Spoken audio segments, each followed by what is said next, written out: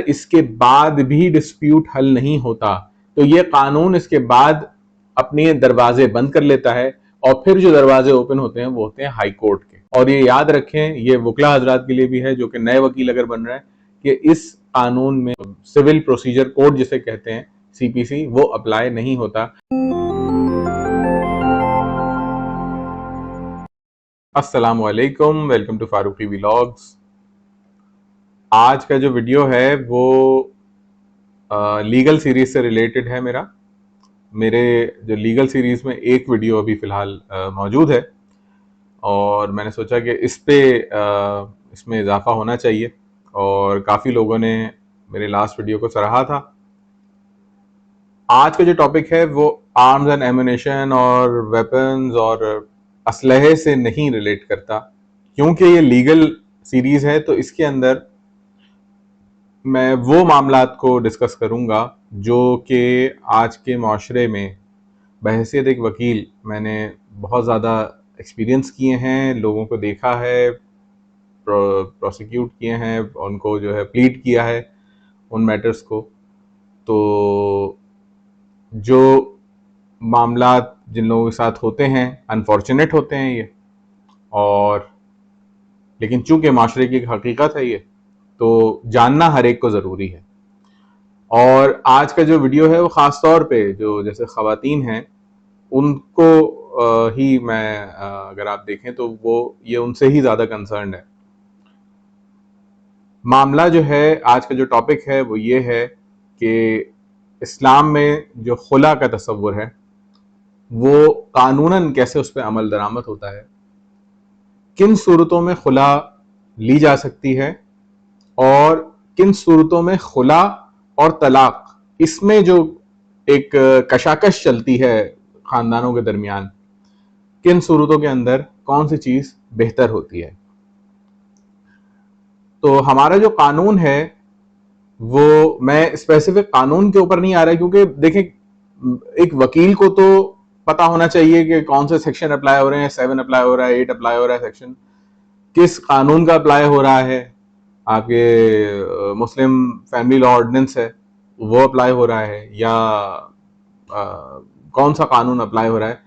लेकिन एक general public को इतनी ज्यादा डिटेल में जानने की जरूरत नहीं होती, लेकिन इसका प्रोसेस क्या है वो जाहिर है तफसील से पता होना चाहिए, ताकि जब वो कानूनी मदद या कानूनी मामलात में कोई भी ऐसी मावनत हासिल करें तो उनको सिचुएशन की पूरी अवेयरनेस हो और पूरी मालूमात उनके पास हो और कोई भी किसी इबहाम में कोई काम ना करे। तो जो टॉपिक है वो है खुला। तो खुला लेने की जो वजूहात होती हैं आमतौर पे ये होती है कि जो ख़वातीन होती हैं वो ये कहती हैं भाई मर्द जो है उसके साथ मुझे नहीं रहना है।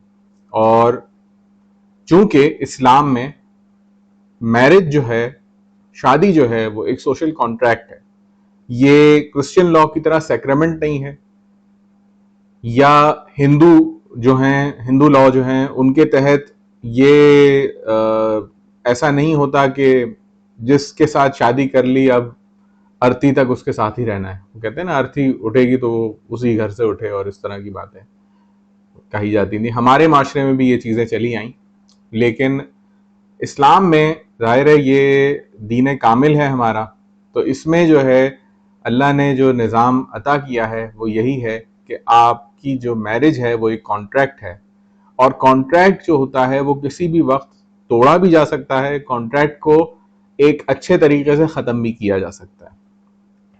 इस्लामिक लॉ में कानून आपको ये इजाज़त देता है कि या तो जो औरत है वो मर्द से सेपरेशन ले ले जिसे खुला कहते हैं, या मर्द उसे अपने से अलग कर दे जिसे तलाक कहा जाता है। किस सूरत में यह बेहतर है कि खुला ली जाए? पहली बात तो यह है, खुला जो है आमतौर पे लोग ये कहते हैं कि जो फर्ज करें एक सिचुएशन आई कि उसमें जो है वो औरत जो है वो रहना नहीं चाहती, लेकिन वो ये कहती है कि मर्द जो है वो तलाक दे मुझे। तो मैंने ये नोट किया है, हो सकता है मेरी इंफॉर्मेशन गलत हो, आप इसको अगर मुझसे ज़्यादा जानते हैं तो करेक्ट भी कीजिएगा। जो लीगल फॉर्मेट है, हमारा सिस्टम है, नादरा और मुख्तलिफ इदारे से आप जब अपनी मैरिज को रजिस्टर करा लेते हैं, तो अगर किसी के पास वो कानूनी दस्तावेज नहीं होता, जैसे कोर्ट का ऑर्डर, तो उनको फिर आगे जाके मुश्किलात का सामना होता है कि ये मैरिज जो है ये हुई और ख़त्म हुई, तो इसका लोकस स्टैंडर्ड क्या है, इसको किस बेस पे ख़त्म किया गया। तो जो तलाक होती है, तो आमतौर पे लोग से एक स्टैम्प पेपर के ऊपर लिख के और फिर तमाम तफसीलात दे के उसके अंदर और औरत के पास भिजवा देते हैं, या आपस में अंडरस्टैंडिंग के साथ वो साइन करके और उसे वो लीगल टेंडर समझते हैं। उमूमन ये देखा गया है कि नादरा और दूसरे इदारे जो हैं वो इसे एक्सेप्ट नहीं करते, क्योंकि वो कहीं किसी ऑर्डर के तहत नहीं होते। हाँ, यूसीज वगैरह एक्सेप्ट कर लेती हैं उसे। तो बेहतर ये होता है कि औरत को अगर अलग होना है तो वो खुला ले ले, और खुला जो है वो काजी के बगैर नहीं होती। ये याद रखिएगा, अगर कोई तलाक वाला प्रोसेस खुला में अप्लाई करना चाहे, यानी स्टैम्प पेपर पे लेके और उसको जो है इम्प्लीमेंट करना चाहे out of the court, court के बाहर ही बाहर, तो ये याद रखिए, ये तरीक़ेकार नाफिज नहीं हो सकता और कोई भी इदारा इसे तस्लीम नहीं करेगा। तो इसका बेहतर तरीका क्या है कि वो कोर्ट में अपना केस दाखिल करें। कोर्ट में जो केस दाखिल होता है उसका जो टाइटल बनता है वो बनता है suit for dissolution of marriage by way of खुला। लेकिन इस सूट में जाने से पहले, इस केस में जाने से पहले उनको कुछ काम कर लेने चाहिए। पहले एक रिटन नोटिस सेंड कर दें। ये उस सूरत में बहुत ज्यादा मौजू होता है जहां पे जवाब नहीं आ रहे होते, यानी कि लड़की घर आ गई है अपने और लड़का जो है वो बात नहीं कर रहा है या उनके घर वाले बात नहीं कर रहे, तो उस सिचुएशन के अंदर अपना केस को मजबूत करने के लिए एक तरीकाकार ये होता है कि आप जो है वो नोटिस भेजिए। पहले एक नोटिस खुद ड्राफ्ट कर लें, भले ही एक लेटर की शक्ल में हो या किसी भी शक्ल में हो, वो ड्राफ्ट कर लें। और दूसरी सूरत में इसमें यह ऑप्शन भी अवेलेबल है कि किसी वकील से डायरेक्टली आप लीगल नोटिस ड्राफ्ट करवा के उसके घर भेज दीजिए। टीसीएस या पाकिस्तान पोस्ट का जो आपका रजिस्टर्ड जो प्रोसेस होता है, रजिस्टर्ड एडी जिसे कहते हैं, जिसमें एक्नॉलेजमेंट ड्यू, यानी कि उसमें दो तरफा वो होता है कि एक्नॉलेजमेंट भी आती है कि ये रजिस्टर्ड है, सब जानते हैं इस चीज को। तो रजिस्टर्ड एडी कर सकते हैं और टीसीएस कर सकते हैं उनके पते पर। अब इस सूरत में क्या है कि अगर वो जवाब नहीं भी देता तो आपका केस मजबूत है कि आपने कानून का दरवाजा खटखटाने से पहले आपने अपनी ऑप्शंस को एग्जॉस्ट कर लिया, अपने जो दरवाजे हैं उनको खटखटा लिया है पहले। अब भी अगर कोई नहीं आ रहा तो कोई हर्ज नहीं है, कोर्ट बुला लेगा। उसके बाद जब उस नोटिस का जवाब, जो भी स्टेपुलेटेड पीरियड होगा उसके अंदर जो भी टाइम दिया गया होगा, 7 दिन का, 10 दिन का, 15 दिन का, जो भी टाइम दिया गया है, या 1 हफ्ते का, या 2-3 दिन का भी दे सकते हैं, 5 दिन का भी दे सकते हैं, जो भी टाइम उसमें दिया गया है वो एक्सपायर हो जाता है, तो आप suit for dissolution of marriage दाखिल कर सकते हैं। कानूनी तौर पे एक वकील का होना जरूरी है इसके अंदर, आप किसी वकील के थ्रू ये दाखिल करवाएंगे। और अगर ऐसी सिचुएशन है कि वकील नहीं हायर कर सकते तो इन पर्सन भी कोर्ट अगर अलाउ कर दे, इसके अंदर कोर्ट के अलाउ करने का होता है, कोर्ट अगर अलाउ कर देती है तो इन पर्सन भी वो शख्स पेश हो सकता है, यानी कि खुद अपनी जाती हैसियत में वो खातून पेश हो सकती है। लेकिन इसमें बेहतर क्या होता है, इसमें बेहतर ये होता है कि आप किसी वकील को इंगेज करें और फिर ये प्रोसेस इख्तियार करें। उसकी वजह क्या है कि आप तो ये समझेंगे कि मैं इस केस को परस्यू कर लूंगी, किसी से ड्राफ्ट करवा लिया, ड्राफ्टमैन मौजूद हैं, आप सिटी कोर्ट चले जाएं या मलीर कोर्ट चले जाएं, मुख्तलिफ कोर्ट्स में ड्राफ्टमैन बैठे होते हैं, मुख्तलिफ कंप्यूटर पे काम करने वाले लोग होते हैं, ड्राफ्टमैन होते हैं, अच्छा ड्राफ्ट बनाते हैं, किसी से भी आप वो ड्राफ्ट बनवाएं और ड्राफ्ट दाखिल कर दिया उठा के आपने। लेकिन इसके बाद जो पेचीदगियां आएंगी वो आपको नहीं पता होंगी, उसके लिए वकील का होना जरूरी है। और क्योंकि अदर साइड अगर वकील लेकर आ जाती है तो फिर वकील से बात हो तो ज्यादा मुनासिब होता है। तो आप वो चीज एक वकील के थ्रू दाखिल करेंगे, कोर्ट जो है नोटिस करेगी। आजकल इसके साथ एक ई नोटिस फॉर्म भी लगता है, ई नोटिस फॉर्म भी लगता है। और वो ई नोटिस फॉर्म में होता है कि व्हाट्सएप नंबर और ईमेल और जितने भी मुख्तलिफ जो सोशल मीडिया के जराए हैं वो भी आप उस फॉर्म के अंदर लगा के साथ में अटैच करते हैं। प्लेंट जब दाखिल होता है तो उसके साथ आपकी कम से कम 2 तस्वीर लगी होती हैं। अगर बच्चे होते हैं तो बच्चों की भी तस्वीर लगती हैं। डॉक्यूमेंट्स के अंदर जो जरूरी डॉक्यूमेंट्स होते हैं वो होते हैं कि निकाहनामा होना चाहिए, शनाख्ती कार्ड होना चाहिए, मौजूदा पते का बिल होना चाहिए, कोई बिजली का बिल या गैस का बिल या टेलीफोन का बिल, जो कि उसका एड्रेस प्रूफ हो। एड्रेस प्रूफ मतलब जहां पे वो रहते हैं वहां पे उनका प्रूफ हो। और ये उसका होगा जो केस दाखिल कर रहा है, जिसके लिए दाखिल कर रहे हैं, शौहर का, उसके लिए जरूरी नहीं है, ये उस पर जरूरी नहीं है। जो केस दाखिल कर रहा है, औरत जो दाखिल कर रही है तो औरत के लिए। इसके अलावा निकाहनामे की कॉपी लगती है, फोटोकॉपी लगती है। ओरिजिनल जो है वो कोर्ट देखता है और वापस कर देता है। निकाहनामे की कॉपी लगेगी। और बच्चे हैं तो उनका बर्थ सर्टिफिकेट की कॉपी लगेगी। अगर स्कूल जाते हैं बच्चे तो स्कूल की कोई भी डिटेल होंगी। और जितने भी एविडेंस लगाए जा सकते हैं, ये तो बहुत ही यानी कि मैंने थोड़े से बताए। जहां कुछ डिस्प्यूट्स ऐसे आते हैं जहां पे कोई झगड़ा हुआ होता है तो लोग क्या करते हैं, वो व्हाट्सएप चैट्स भी लगा रहे हैं आजकल ये भी चल रहा है। वो बाद में भले ही कोर्ट उसे कंसिडर करे या ना करे, लेकिन वो लगी भी होती है उसके अंदर, बेइंतहा वो चैट्स वगैरह लगी होती है। तो ये चीज है। इसके अलावा जो जहेज का सामान होता है, जहेज में जो जो सामान दिया जाता है उसकी एक लिस्ट बनाई जाती है और उसकी कीमत के साथ, उसकी जो भी कीमत, एक अंदाजन जो उसकी कीमत होती है, उस कीमत के साथ उस लिस्ट को उसमें अटैच किया जाता है। अगर उसकी कोई रसीदें मौजूद होती हैं तो रसीदें भी लगाना जरूरी है। तो ये चंद डॉक्यूमेंट्स हैं जो कि प्लेंट के साथ, दावा जिसे कहते हैं, दावा, उस दावे के साथ ये लगेंगी। और जब कोर्ट इसे एक्सेप्ट कर लेगा तो पहली हियरिंग पे एक्सेप्ट हो जाती है ये चीजें। और कोर्ट जो है ऑर्डर कर देता है कि नोटिस किए जाएं। तो नोटिस करने का ये तरीका होता है कि वो बेलिफ के थ्रू, जो कोर्ट का जो समझ लें एक तरह से पैगाम्बर होता है, पैगाम लेके जाता है और वो ले जाके आपका नोटिस सर्व करता है। इसके अलावा आपको नोटिस की कॉपियां भी मिल जाती हैं, आप वो उन्हें टीसीएस कर देते हैं, रजिस्टर्ड पोस्ट कर देते हैं और उनकी रसीदें भी साथ रखते हैं और उनकी एक्नॉलेजमेंट भी रिसीव करते हैं जब वो पोस्ट डिलीवर होती है या अनडिलीवर्ड होती है, जो भी सिचुएशन में। तो ये चीजें आपको करनी पड़ती हैं। बेलिफ के जो है वो चार्जेस होते हैं, आमतौर पे बेलिफ थोड़ा सा पैसा लेते हैं, वैसे आमतौर पे ऐसे चला जाता है, लेकिन थोड़ा सा सिस्टम आप जानते हैं, थोड़ा सा पैसा लेते हैं और वो चीज प्रॉपर वे में हो जाती है। तो ये चीजें होती हैं। इसके बाद जो है नोटिस हो जाता है, नोटिस की तामील हो जाती है।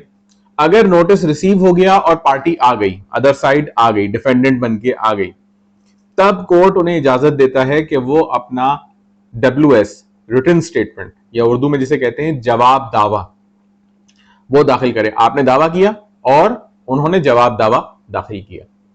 उनको तकरीबन हफ्ता 15 दिन का वक्त दिया जाता है। इल्जामात या जो मामलात होते हैं या जो जो डॉक्यूमेंट्स लगाए जाते हैं उसका वो भी जाहिर है एक वकील इंगेज करेंगे और वकील के थ्रू वो रिटन स्टेटमेंट दाखिल करेंगे और कोर्ट में उनको मौका दिया जाएगा कि वो इतने वक्त के अंदर रिटन स्टेटमेंट दाखिल कर दें। इसमें एक और ऑप्शन ये भी होती है कि अगर वो उस वक्त के अंदर नहीं कर पाया तो चांस भी मिल जाता है उनको, एक आध हफ्ते का और फर्दर टाइम भी दे दिया जाता है, लेकिन ये इससे ज्यादा नहीं दिया जाता। और दूसरी सूरत में अगर वो नहीं आते, नोटिस रिसीव हो गया या नोटिस की तामील नहीं हुई, सही है, तो अगर उसकी तामील नहीं होती और वो वापस आ जाते हैं नोटिसेस, या ऐसी सूरत में कि रिसीव हो गया लेकिन कोई भी रिस्पांस नहीं आया, तो सेकंड नोटिस की ऑप्शन होती है। एक और दफा नोटिस रिपीट होता है, रिपीट नोटिस जिसे कहते हैं, वो नोटिस रिपीट किया जाता है। अगर फिर भी वही मामला रहता है कि जवाब नहीं आया या उनको जो है वो उन्होंने रिसीव नहीं किया या वो बता दिया घर खाली है या वो यहां रहते नहीं है, कोई ऐसी बात आ गई, तो उस सूरत में तीसरी बार में क्या किया जाता है कि पेस्टिंग के लिए ऑर्डर कर दिया जाता है। बेलिफ जो है, जो कि पहले नोटिस लेके जा रहा था, वो एक आपके शख्स के साथ, जो पैरोकार जिसे कहते हैं, वो पैरोकार के साथ वो जाके घर की निशानदेही करके, लड़के का जो घर होता है वहां पे प्रोमिनेंट जगह पे उस नोटिस को चस्पा कर देता है और उसकी रिपोर्ट बना के अगली पेशी पे वो पेश करता है। अगर फिर भी पेस्टिंग के बाद भी वो नहीं आते तो फिर पब्लिकेशन की नौबत आती है कि पब्लिकेशन होती है अखबार में, जो सर्कुलेटिंग न्यूज़पेपर्स हैं उनके अंदर वो दिया जाता है, एक इश्तिहार दिया जाता है कि फला फला शख्स और फला फला लोग हैं जिनके खिलाफ ये मामलात हैं, वो इतने इतने टाइम के अंदर फला कोर्ट से राब्ता कर लें और अपने मामलात को सही कर लें। अगर इसके बावजूद भी, पब्लिकेशन के बावजूद भी वो नहीं आते तो कोर्ट एक्स पार्टी पे चली जाती है और एक्स पार्टी फैसला देने के लिए अपनी पूरी कार्रवाई शुरू कर देती है। मतलब वन साइडेड फैसला दे दिया जाता है और इसमें खुला ग्रांट हो जाती है।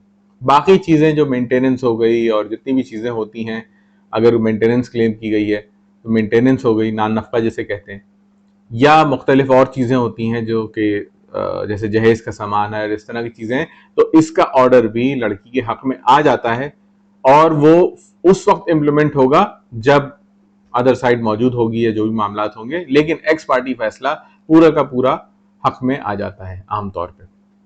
लेकिन अगर वो पहले ही नोटिस के ऊपर आ जाते हैं तो उस सूरत में क्या है, उस सूरत में क्या है कि डब्ल्यूएस दाखिल करने का मौका दिया जाता है। उसके बाद जो है वो एक प्री ट्रायल होता है। प्री ट्रायल का मतलब यह है कि लड़का, लड़की, मर्द, औरत और काजी, जो भी जज है, ये तीन लोग चैम्बर में, जज के चैम्बर में आमतौर पे होता है ये, या प्री ट्रायल रूम होता है अलग से, वहां पर ये तीन लोग मौजूद होते हैं, इनके अलावा और कोई मौजूद नहीं होता। और एक दफा इसे रिकंसिलिएशन मीटिंग भी कहा जाता है। इसे रिकंसिलिएट करने की कोशिश की जाती है, दोनों को मिलाने की कोशिश की जाती है कि मामलात बातचीत से, इफ़ाम तफहीम से हल किए जाएं। डिस्कशन करते हैं जज, और अगर इस प्री ट्रायल के अंदर लड़की राजी नहीं होती कि मुझे नहीं रहना, उसका इतना भी कहना काफी है, वो कोई इल्जाम ना लगाए, वो सिर्फ ये कहते हैं मुझे नहीं रहना, मेरा इस शख्स के साथ मुझे नहीं रहना, ये काफी है इस बात के लिए कि जज जो है वो ये डिक्लेयर करेगा कि प्री ट्रायल फेल हो गई है। और प्री ट्रायल फेल होने के बाद, उसके बाद वो जो है वो एक ऑप्शन, आजकल जो एक ऑप्शन है वो ये है कि वो इस पे डाल देगा कि अगर आप फर्दर चीजों के लिए कॉम्प्रोमाइज करना चाहते हैं, एक दूसरे से सेटलमेंट करना चाहते हैं, सेटलमेंट कर लीजिए, नहीं तो फिर एविडेंस चलेगा और मामलात फिर बाकी चीजों के लिए आगे चलेंगे। प्री ट्रायल फेल होने की सूरत के अंदर जज के पास पूरा इख्तियार होता है कि वो मेंटेनेंस और बाकी चीजों के ऑर्डर जैसे वो चाहे उस वक्त कर देता है। और इसमें फिर लड़की को इद्दत के लिए टाइम दिया जाता है, वो 3 महीने का टाइम होता है, वो इद्दत का उन्हें वक्त गुजारना होता है। उस दौरान उनके वकील जो हैं वो पैरवी कर रहे होते हैं और मामलात चल रहे होते हैं। इस प्री ट्रायल के अंदर अब ये केस टू केस वेरी करता है कि किस तरह के झगड़े हैं। कुछ झगड़े ऐसे होते हैं जो कि प्री ट्रायल के बाद ही कॉम्प्रोमाइज पे चले जाते हैं, और कॉम्प्रोमाइज के बाद आपसी सेटलमेंट हो जाता है, एक कॉम्प्रोमाइज, म्यूचुअल कॉम्प्रोमाइज बन जाता है। और कॉम्प्रोमाइज के अंदर क्या होता है कि दोनों मामला सेटल कर लेते हैं, कोर्ट के पास वो सबमिट करते हैं और कोर्ट उसी पे ऑर्डर कर देता है कि मेंटेनेंस ये दूंगा, सामान की लेन देन ये होगी, फलाना, ये सब मामलात वो हल हो जाते हैं। लेकिन अगर ऐसा नहीं होता, बच्चों के मामलात भी हल हो जाते हैं इसी के ऊपर। अब इस तरह के मामलात नजर से गुजरे हैं कि वो तमाम मामलात उसी सेटलमेंट के अंदर सेटल हो जाते हैं। लेकिन अगर ऐसा नहीं होता तो फिर कोर्ट जो है एक इंटरिम ऑर्डर देता है, जिसे कि आप कहते हैं कि वक्ती तौर पे एक ऑर्डर है, पहला ऑर्डर होता है वो। और उस पहले ऑर्डर के अंदर वो ये तमाम बातें लिख देता है, प्री ट्रायल फेल हो गई, खुला हैज बीन ग्रांटेड, खुला को हमने दे दिया है, खुला दे दिया इनको, और इनकी जो मेंटेनेंस है वो इतनी इतनी तय कर दी गई है। और अगर ये चीज सेटल नहीं हुई है तो वो ये कह सकता है कि वो मामलात फिर फर्दर सेटलमेंट होंगे उसके, और अगर सेटल हो गए तो उसी के अंदर वो ऑर्डर कर देता है।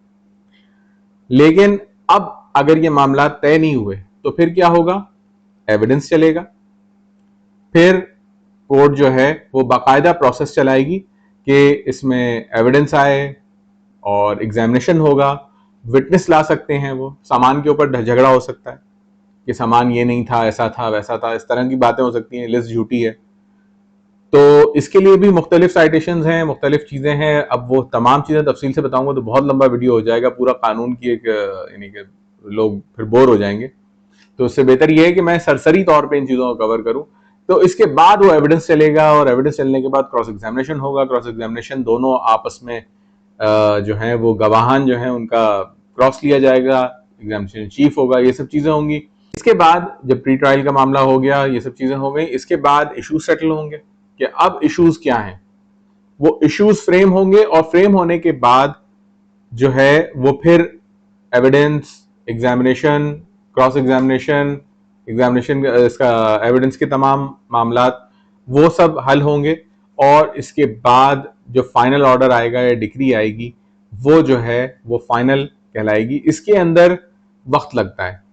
खुला तक के लिए जो कानून मौका देता है वो 4 महीने का देता है, कोर्ट को बाउंड करता है कि वो 4 महीने के अंदर खुला का मामला हल कर दे।